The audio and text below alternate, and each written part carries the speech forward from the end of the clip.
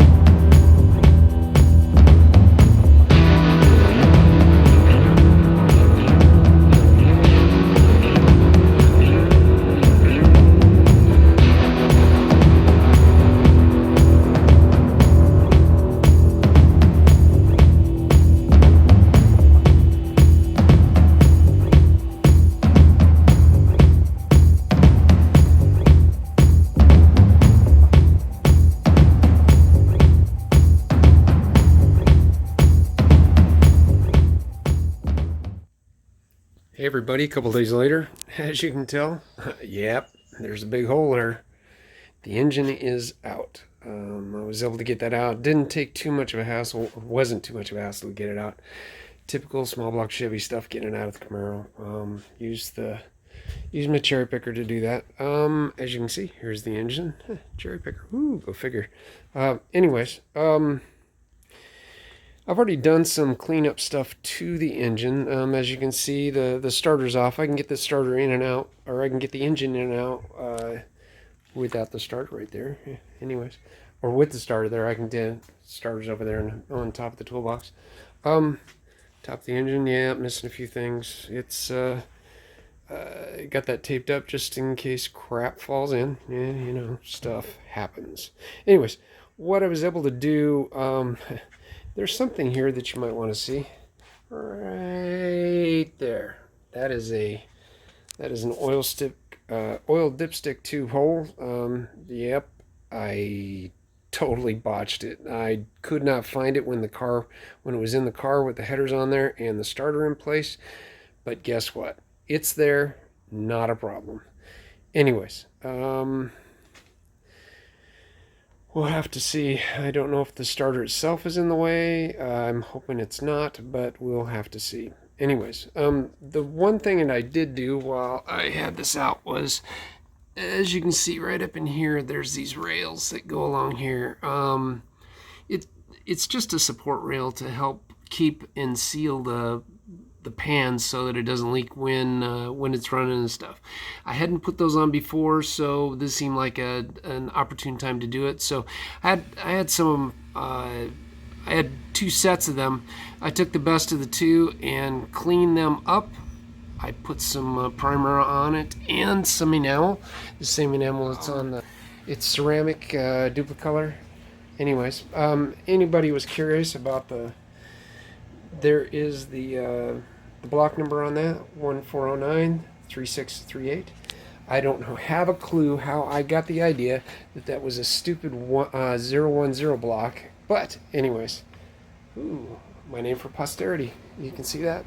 Anyways, I drained all the oil out of it. I'm going to put some fresh oil in it before I put it, or after I put it back in the car. I did notice just a very slight amount of sheen to it, but nothing that I would call weird, because it's a brand new engine. It's going to have a little bit of stuff going on, but nothing. It was nothing major. Anyways, a couple things that I got to do in here.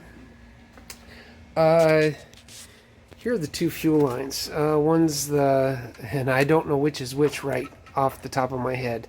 I believe the thick one is the pressure line, and the thin one is the return. Not quite positive about that, but I'm going to get it checked out. I'm going to use that. I'm going to energize the pump, and I'm going to drain what fuel is in the tank out of it, because I looked at the fuel that was coming out of it, and it is ugly. Oh geez, nice amber, something you'd expect in beer, not what you'd expect in gasoline. Anyways, so not a good thing. I got to while I get the engine out, I had to take this out to move the fuel lines out of the way, but I need to get the steering shaft, get it back into the car. Up there, Paul, up there. Anyways, I think I'm going to do that. I'm going to take this out, but I'm also going to rebend these so that they're flush against the K member and the rail there. What else am I going to do? I should get the coil mounted up against the firewall. I want to get it up there, as well as I need to figure out what I'm doing with the map sensor too, and how I'm going to mount that. So it's probably going to be up on the wall as well, up on the firewall.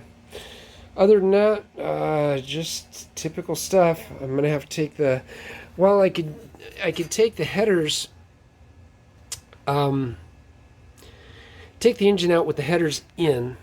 I'm going to take those back out so that it makes it a lot easier to put the engine in. Because while I was taking the engine out, I did a major faux pas, and that is if you've ever seen a small block Chevy oil pressure sending unit, it sits out here and it sits out about a good 3 to 3.5 inches from this. And guess what? Pulling it up, yep, snapped it right off, the plastic part. So I've got a new one of those on the way. It should be here tomorrow. Yeah, it's not getting installed until after the fact, so that is what it is. Other than that, no real surprises. Just gonna get stuff cleaned up and get stuff fixed, and we'll go from there. Everything is looking pretty good from what I've seen. With that, the other thing that I want to do, the transmission lines at the transmission are leaking. At least I'm pretty sure it left. Yeah, you can see right there. There's some spots on the ground. Yep, it was leaking right on there. So, yeah, a lot of fun. Anyways, what else can I tell you? I don't know. That's pretty much the update. I'm hoping to. It's cooled off this afternoon. I might be able to get some work done on it this afternoon, but we'll have to see. And we'll go from there. If I get any work done, I'll update you guys, and we'll let you know later. In the meantime, like, share, and subscribe. We'll talk to you later. Have a good one.